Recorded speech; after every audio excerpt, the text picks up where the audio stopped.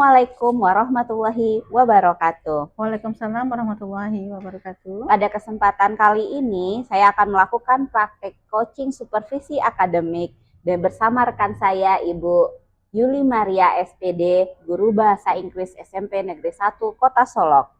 Pada kegiatan kali ini, saya dan Ibu Yuli Maria akan melakukan tahapan awal supervisi akademik, yaitu pra-observasi. Selamat siang, Ibu Yuli Maria. Selamat siang, Bu Mai. Oke, bolehkah saya menyita waktu Ibu sebentar untuk siang hari ini? Boleh, Bu. Oke, Bu, saya akan melakukan kegiatan pra-observasi seperti yang sudah disampaikan kepada Ibu Yuli Maria kemarin, Ya. bahwa saya akan melakukan supervisi akademik di kelas Ibu. Tujuan supervisi akademik ini adalah untuk membantu Ibu Yuli bisa mengembangkan dan meningkatkan kompetensi Ibu sebagai guru. Jadi kita akan ngobrol santai saja ya Bu ya. Ya. Dari kegiatan ini kita akan melihat sejauh mana kesiapan Ibu dalam melaksanakan kegiatan pembelajaran. Nah, dari obrolan kita ini kira-kira apa yang Ibu harapkan? Dari kegiatan ini saya berharap nantinya saya akan mampu untuk mengembangkan kompetensi saya sebagai guru khususnya dalam kegiatan pembelajaran. Apalagi pada saat sekarang ini kurikulum yang menuntut kita harus berorientasi pada peserta didik, berarti guru itu harus mempunyai kompetensi yang lebih untuk membimbing siswanya nantinya. Oke, baik. Berarti Ibu Yuli Maria, kegiatan ini semoga bisa dapat membantu Ibu ya. Amin. Nah, kalau boleh saya tahu, besok Ibu akan memberikan materi apa, Bu? Besok di kelas 7 ini ya, di kelas 7 saya akan memberikan materi itu yang berkaitan dengan minat siswa, interest, khususnya tentang penggunaan like and dislike. Oh gitu, berarti materi tentang mencari tahu minat siswa ya Ibu ya, penggunaannya like and dislike ekspresinya. Kira-kira apa tujuan pembelajaran yang ingin Ibu capai? Dalam kegiatan yang nantinya akan saya laksanakan, nilai-nilai yang akan saya capai itu yang pertama nilai-nilai sosial mereka. Nah, bagaimana mereka mampu mencari informasi dari teman-teman mereka melalui ungkapan like and dislike. Kemudian mereka juga bisa lebih berinteraksi dalam kehidupan mereka sehari-hari. Adanya nilai kerjasama di dalam sebuah grup presentasi nantinya. Oh gitu, wah bagus juga ya Bu ya. Sehubungan dengan hal tersebut, apakah persiapan yang sudah Ibu siapkan sejauh ini? Yang sudah saya siapkan sejauh ini adalah perangkat ajar saya, kemudian media pembelajaran seperti RPP dan modul pembelajaran, kemudian bentuk evaluasi nantinya yang akan saya terapkan. Oke, berarti sudah lengkap sekali ya Bu perangkat yang Ibu siapkan. Nah, terkait dalam hal itu, apa kesulitan atau hambatan yang Ibu alami dalam menyiapkan materi pembelajaran untuk besok? Kesulitan yang saya hadapi terkait dengan materi yang akan saya terapkan itu adanya perbedaan yang mendasar terhadap peserta didik. Nah, di sini saya sangat kesulitan dalam menyusun LKPD sesuai dengan yang kemampuan mereka. Oh begitu, berarti terkait dengan hal itu, apakah strategi yang Ibu lakukan untuk mengatasi kesulitan tersebut? Strategi pembelajaran yang akan saya gunakan nanti, saya akan menerapkan berdiferensiasi di dalam kelas. Ya, baik itu dari proses, konten dan produknya. Wah, bagus juga ya Bu ya. Oke, berarti Ibu sudah sangat mempersiapkan materi yang sesuai ya untuk kebutuhan siswanya. Bagus sekali Ibu Yuli. Dari sini saya sudah melihat bahwa Ibu udah mempersiapkan pembelajaran berdiferensiasi tadi juga disampaikan. Nah, apa ada yang masih kurang dari persiapan Ibu, Bu? Masih ada, Bu. Nanti saya berharap Ibu mau membantu saya nanti bagaimana proses saya di dalam kelas. Apa yang harus saya tambahkan di sana, apakah betul-betul saya ini sudah melaksanakan bagaimana yang berdiferensi atau bagaimana saya mengajar, apakah sesuai dengan pelaksanaan yang sudah saya rencanakan. Wah, baik, insya Allah nanti kita juga bantu ya Bu ya, kita kolaborasi. Nah, tadi Ibu sudah bilang bahwa Ibu membutuhkan bantuan dari saya juga, insya Allah nanti saya bantu. Nah, Terima kasih ya, Bu. Sama-sama Ibu Yuli. Nah, kira-kira kompetensi apa yang ingin Ibu kembangkan dari kegiatan ini, Bu? Kompetensi yang ingin saya kembangkan yaitu adalah kemampuan sosial emosional dalam melaksanakan kegiatan pembelajaran. Nah, di sini mereka mampu untuk berinteraksi dengan baik yang berkaitan dengan materi. Nah, contohnya seperti ini, ketika mereka melaksanakan, ketika mereka bertanya tentang ketertarikan dari temannya, mereka menggunakan bahasa yang lebih bagus. Gitu. Baiklah, berarti bagus sekali ya Bu. Insya Allah nanti kita bisa membantu mengembangkan kompetensi yang ingin Ibu capai dalam kegiatan observasi nanti. Nah, setelah kegiatan observasi nanti, kita akan mengobrol lagi terkait apa yang sudah terlaksana, apa yang sudah bagus, dan apa yang perlu kita tingkatkan dari pelaksanaan Ibu nanti ya Bu ya. Baik Bu, semoga besok kegiatan observasinya yang kita akan lakukan akan berjalan dengan lancar dan tak ada hambatan satu apapun. Amin. Terima kasih atas bantuan Ibu Ma yang akan nantinya melihat bagaimana pelaksanaan kegiatan pembelajaran saya nanti di kelas nanti. Baiklah itu Ibu. sangat saya harapkan ya Bu Mai. Iya, baik, nanti saya bantu insya Allah ya Bu ya. Baiklah Bapak Ibu guru hebat, demikianlah kegiatan coaching supervisi akademik kami pada tahapan pra observasi. Sekian, Assalamualaikum warahmatullahi wabarakatuh. Berikutnya untuk mengerjakan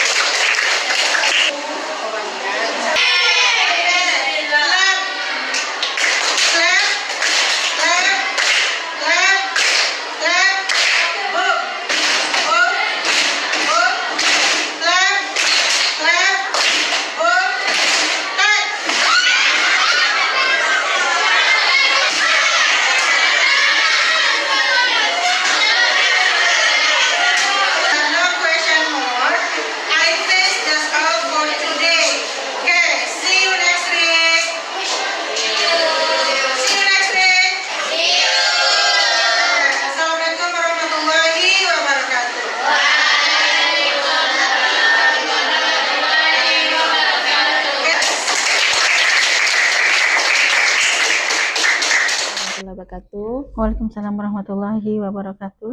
Bu Yuli, Miss May, sehat? Alhamdulillah sehat Ibu. Sehat. Bu Yuli, saya PP-nya Bu Miss May.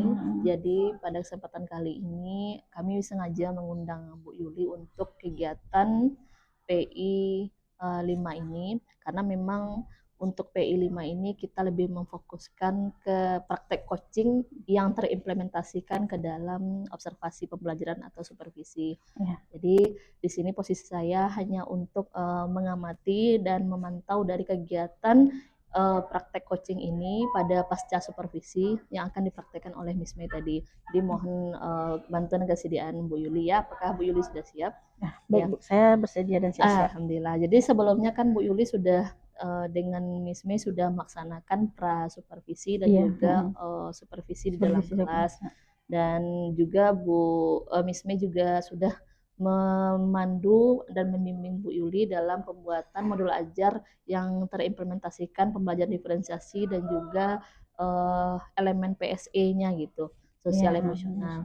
Nah, sekarang kita akan melaksanakan pasca supervisi yang mana teknik ini mungkin agak berbeda tekniknya dengan supervisi sebelumnya. Kalau yang kita kenal selama ini kan kalau supervisi itu hanya pelaksanaan pra dan juga observasi gitu kan, tidak ada pasca biasanya.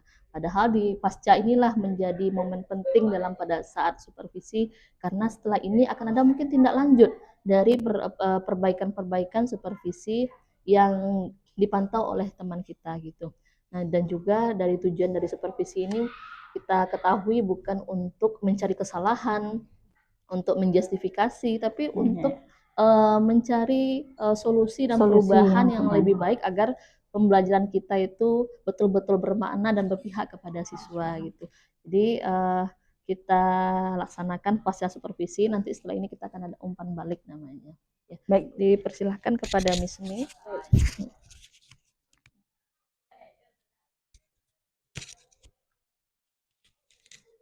Baik, terima kasih Bu Dila atas kesempatan yang telah diberikan kepada kami. Baiklah Bu Yuli, tibalah kita pada kegiatan pasca observasi. Nah, kali ini kita akan melakukan percakapan kembali terkait kegiatan kita yang sudah kita lakukan pada pra observasi dan juga observasi di dalam kelas selama 2 jam pembelajaran. Oke, bagaimana perasaan Ibu Yuli Maria setelah melakukan kegiatan pembelajaran di kelas 7 kemarin? Perasaan saya setelah melaksanakan pembelajaran di kelas 7 dari kemarin, saya sangat senang sekali dan sangat puas dengan apa yang saya ajarkan kepada peserta didik, karena di sana mereka sudah mulai sedikit memahami apa materi yang saya berikan. Oke, baik. Berarti alhamdulillah ya. Saya juga sudah melihat bahwa pembelajaran yang Ibu Yuli lakukan sudah berjalan dengan baik. Dan juga bagaimana Ibu Yuli menilai performa Ibu Yuli? Misalnya dari rentang 1 sampai 10 udah berapa nih nilai yang Ibu Yuli dapatkan? Menurut saya performa yang sudah saya lakukan itu mungkin rentangnya baru 80%. Oke, berarti 1 sampai 10 itu di rentang angka 8 ya? Oke, baik. Nah, apa yang membuat Ibu Yuli menilai demikian? Kenapa bukan 10 begitu? Ya, berdasarkan yang saya laksanakan kemarin, saya melihat di saat penyampaian materi itu saya memberikan dengan cara yang berbeda. Ada penayangan video, gambar, kemudian disertai dengan LKPD untuk siswa saya. Nah, oke, jadi kenapa Ibu Yuli menilai bahwa performa Ibu Yuli itu di angka 8? Kenapa bukan 10? Dari penyampaian materi itu saya sudah menggunakan sarana dan prasarana yang baik. Kemudian dari penyampaian saya itu ada beberapa yang saya merasa ada beberapa kekurangan di saat siswa saya mengerjakan latihan atau di saat berkolaborasi dengan temannya. Oh, baik. Baiklah.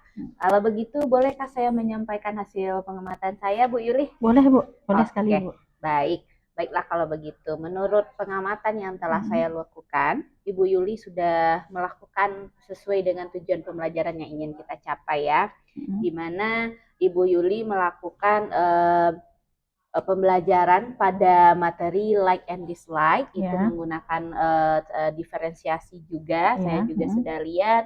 Dan Ibu Yuli juga sudah melihatkan pengembangan pada area bagaimana siswa kita berdiskusi ya, membedakan tugasnya, dan ada bagaimana mereka untuk berinteraksi dengan temannya menggunakan ekspresi yang Ibu Yuli ajarkan begitu. Jadi bagi saya sudah nampak pembelajaran tadi bahwa murid-murid itu mulai mengidentifikasi apa hal yang mereka sukai dan apa yang tidak disukai di dalam kelompok juga begitu. Bagaimana pendapat Ibu Yuli mendengar observasi saya? Apakah Ibu Yuli sesuai dengan hasil observasi saya atau ada yang ingin ditambahkan? Saya rasa sesuai. Oke, baiklah. Kira-kira kendala apa yang Ibu Yuli hadapi di dalam pembelajaran kali ini?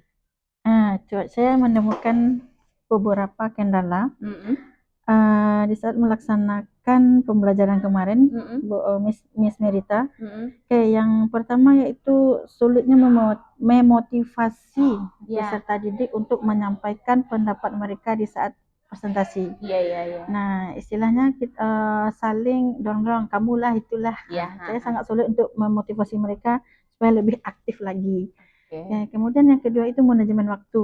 Nah, saya merasa kemarin itu saya agak sedikit terlena di saat peserta didik itu bekerja dalam kelompoknya. Yang harusnya kemarin tuh saya persiapkan 15 menit gitu menjadi 30 menit. Seperti itu, Bu Rita. Baik. Berarti Ibu Yuli sudah melihat bahwa kendalanya ada di manajemen waktu satu dan memotivasi siswa untuk mau presentasi di depan kelas ya. Kira-kira dari kendala itu apa rencana tindak lanjut Ibu Yuli untuk selanjutnya? Yang pertama itu untuk siswa itu saya akan lebih memotivasi lagi agar siswanya mau lebih aktif di dalam kelompok. Kemudian saya akan merevisi kembali bentuk dari LKPD saya. Mungkin saya harus membuatnya lebih menarik lagi, yang akan membuat mereka ingin untuk berbicara di depan kelas dan ingin menyampaikan pendapat yang mereka punya. Seperti itu. Kemudian manajemen waktu ini mungkin saya akan mengadakan kolaborasi lagi dengan teman sejawat, mengadakan praktik baik kembali, bagaimana cara manajemen waktu yang baik di dalam kelas agar tercapainya pembelajaran yang berpusat kepada peserta didik. Berarti tadi Bu Yuli sudah menyampaikan bahwa Bu Yuli butuh bantuan juga ya dari rekan sejawat. Luar biasa rencana yang Ibu Yuli sampaikan, mudah-mudahan bisa terlaksana dengan baik ya Bu. Amin. Jadi sebagai penutup dari pasca observasi kita kali ini, apakah yang Ibu pelajari dari proses ini? Dari proses ada pra-observasinya, Ibu melakukan pembelajaran di kelas, kemudian ada percakapan kita tentang pasca observasi ini, apa kira-kira yang Ibu dapat? Dari pembelajaran saat sekarang ini, Miss Mai itu sangat sekali yang saya dapatkan dari kegiatan kita. Yang pertama yaitu saya juga termotivasi untuk menjadi lebih baik bagaimana cara mengajar atau pengajaran yang berpusat kepada peserta didik. Kemudian yang kedua, saya juga lebih tertantang lagi membuat variasi media pembelajaran yang membuat peserta didik lebih antusias dalam belajar.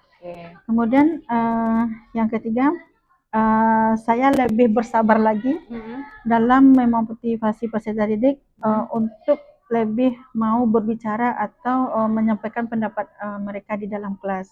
Baik. Kalau dari segi percakapan kita apa ya Ibu Yuli dapat? Kita dari persiapan kita sudah ada membicarakan apa persiapan kita, kemudian setelah persiapan kita membahas apa yang harus kita lakukan dan perbaiki, kira-kira apa yang dapat Ibu ambil pembelajarannya? Itu pembelajaran ini maksudnya percakapan kita dari pra-observasi sampai pasca observasi. Apakah Ibu Yuli mendapatkan satu pembelajaran misalnya mempersiapkan pembelajaran dengan baik, atau setelah pasca Ibu Yuli mengetahui kekurangan dan kelebihan, bisa identifikasi diri atau bagaimana? Pembelajaran yang berarti percakapan kita pra-observasi bagaimana pasca yang kita lakukan sekarang, apa manfaatnya kira-kira yang pasca observasi ini untuk Ibu Yuli?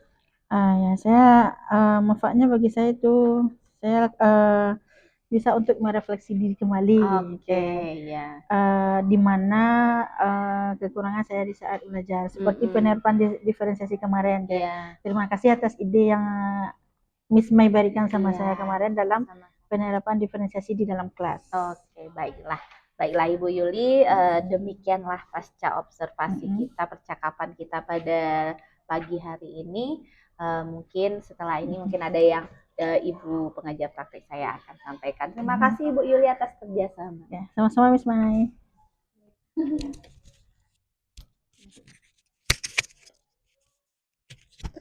Jadi cukup menarik dialog tadi, karena dengan dialog tadi itu Miss Mei sudah memberikan semacam apresiasi terhadap pembelajaran yang dilaksanakan oleh Bu Yuli.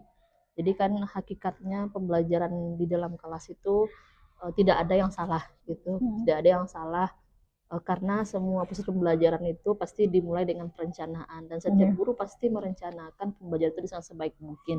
Kalaupun ada trouble di dalam perjalanan itu hal sesuatu yang wajar, tapi mungkin kita yang terlupa adalah melakukan refleksi untuk agar lebih baik lagi gitu. Makanya yang namanya modul ajar atau RPP itu hakikatnya setiap kelas itu berbeda dan setiap pertemuan itu juga berbeda, setiap semester berbeda karena ada perbaikan-perbaikan seterusnya yang mana perbaikan itulah nanti menjadi sebuah bentuk perencanaan yang matang gitu.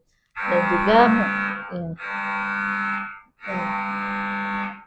dan juga kita sama-sama kita ketahui kan bahwa tidak semua guru itu mahir di semua bagian. Iya, Ibu. Mungkin ada guru yang mahir di bagian pengelolaan kelas. Ada yang guru mahir di bagian refleksi. Ada yang guru mahir di proses pembelajaran gitu. Jadi kan setiap elemen itu kan ada mulai dari tahap awal, pada saat kegiatan sampai dengan akhir gitu. Tidak ada seseorang guru yang mahir di bidang semuanya itu. Ada mungkin guru ini mahir di bidang IT. Nah, itulah tujuan dari namanya proses supervisi ini. Jadi kan tadi Bu Yuli kan sudah melihat kan, merasakan bahwa atau gimana, saya minta pendapat Bu Yuli dulu. Yang sebelumnya pelaksanaan supervisi yang sudah Bu Yuli alami bagaimana prosesnya? Seperti yang Bu katakan, memang ya berbeda dengan yang Bu Mei lakukan kepada saya gitu. Yang biasanya hanya udah dilaksanakan supervisi ya udah sampai situ gitu. Iya, tapi kita nggak tahu ya. Kita nggak tahu kita di bagian mana sih perlu kita tingkatkan gitu. Di bagian mananya, kemudian apalagi yang harus direvisi kembali gitu. Bagaimana kita di pembelajaran berikutnya. Iya, tiba-tiba nilai udah keluar gitu ya. Nah, yang dinilai itu pun tidak ada tindak lanjut setelah itu kan ya. Dan kedepannya harapannya memang jika supervisi ini dilaksanakan dengan ini terjadwal, kemudian disepakati, Ibu di bagian apa yang mau dikembangkan gitu, bukan di bagian apa yang mau dinilai, bukan itu sebenarnya kan. Kalau di supervisi sebelumnya kan semua elemen dinilai dari pengelolaan. Padahal kalau kita lihat dari PMM, kalau dihubungkan dengan supervisi, itu kan setiap guru boleh memilih bagian apa yang ingin dikembangkan. Ada keteraturan suasana kelasnya, ada di bagian disiplin positifnya gitu kan. Ya bagian apa yang mau dikembangkan gitu. Nah kalau kita kaitkan dengan pengelolaan kinerja kita di PMM, kan beda-beda. Kemudian setelah itu kita juga berhak memilih tindak lanjut setelah ini mau di apa, pelatihan mandiri di PMM, kemudian siapa yang ingin kita libatkan untuk mengembangkan potensi kita gitu. Misal jadi kepala sekolah atau guru penggerak gitu. Jadi jika supervisi terlaksana dengan menyenangkan seperti ini tanpa adanya beban gitu, bahkan sebenarnya Miss Mei tidak harus masuk ke kelas. Video misalnya Bu Yuli membuat sebuah video, Miss Mei tolong dong dilihat dari observasi saya gitu kan. Saya karena nggak agak grogi Miss Mei masuk, saya maunya video saya aja yang diapain, yang dinilai gitu, yang dilihat gitu kan. Boleh seperti itu sebenarnya. Karena walaupun kita teman yang masuk, tetap aja ada orang lain di dalam kelas kita yang biasanya kita adalah orang yang menguasai kelas, penguasa kelas. Tapi kalau ada orang lain itu aja kita grogi kan. Nah, supaya netralisasi terjadi gitu dan tidak ada faktor yang membuat psikologis kita seorang guru itu terbebani, boleh sebenarnya observasi kan PPG sekarang seperti itu. Nah, dibuat sebuah video nanti dinilai gitu. Nah, memang seperti ini. Makanya supervisi ini sebenarnya dimulai dari keinginan guru untuk diobservasi. Ya, kalau nanti seandainya setelah ini Miss Mei Bu Yuli sudah ada perbaikan misalnya kan, dari hasil pasca observasi ini kita mendapatkan masukan misalnya dari Miss Mei gitu. Nah, kemudian Bu Yuli terapkan hal itu, setelah kemudian Bu Yuli cari referensi, kemudian Bu Yuli terapkan. Setelah ini Bu Yuli boleh-boleh saja, tidak harus satu semester kita diobservasi. Miss Mei tolong dong lihat lagi observasi saya gitu kan, apakah sudah lebih baik lagi ya. Jadi seperti itu. Jadi lebih Iya. menyenangkan. Makanya ada di RHK sekarang pengelolaan observasi rekan sejawat kan Iya. gitu. Dan itu sebenarnya hakikatnya dimulai dari keinginan guru untuk diobservasi. Iya. Bukan menjadi suatu kewajiban dari bidang kurikulum seharusnya kan. Jika sudah seperti itu, bisa jadi nanti Miss Ming tidak aja mengobservasi Bu Yuli, bisa jadi mungkin observasi yang lain gitu. Dan Bu ya. Yuli juga bisa mengobservasi yang lain. Dengan terjadinya kolaborasi seperti ini, kita sama-sama mendapatkan sharing dari Sama hasil sejawatnya, observasi ya. ini. Miss Mei mendapatkan pembaharuan, oh ya Bu Yuli menerapkan ini ya, bagus juga kalau kita terapkan ya gitu di kelas gitu. Saling sharing jadinya bentuk observasi ini. Itu mungkin Bu Yuli sedikit refleksi dari kegiatan pasca supervisi ini. Terima kasih atas partisipasinya kali ini Bu Yuli. Mudah-mudahan di kegiatan observasi ini ke depannya kita sama-sama dengan teman-teman rekan sejawat yang ada di SMP 1 ini bisa diterapkan pelaksanaan pra, kemudian observasi sampai ke pasca. Setelah itu mungkin bisa diambil yang namanya tindak lanjut gitu. Bu Miss Mei bisa juga nanti 1 bulan kemudian menanyakan kepada Bu Yuli gimana nih dengan observasi kemarin, sudah ada diterapkan nggak yang hasil sharing kita gitu. Nah, boleh aja sebenarnya. Ya Bu, terlebih sekali saya pribadi sebenarnya saya berterima kasih gitu kan, karena selain Bu Mai mau untuk mengobservasi saya juga, saya juga mendapat di sini banyak ilmu sekali gitu. Tidak tutup kemungkinan kita sebagai guru itu banyak yang sebenarnya tidak perfect bagaimana yang mengajar yang sebenarnya. Nah, dengan adanya kegiatan pra kemarin itu saya sangat senang sekali Miss Mai mau gitu. Tapi setelah ini ada tindak lanjutnya ya Bu ya, kata Miss Mai, saya siap Bu Mai gitu untuk menjalankan kegiatan kita ini. Saya berharap nantinya juga ketika saya melakukan pembelajaran itu memang saya maunya 100% saya bisa mengaplikasikan yang terbaik di kelasnya nantinya Ibu.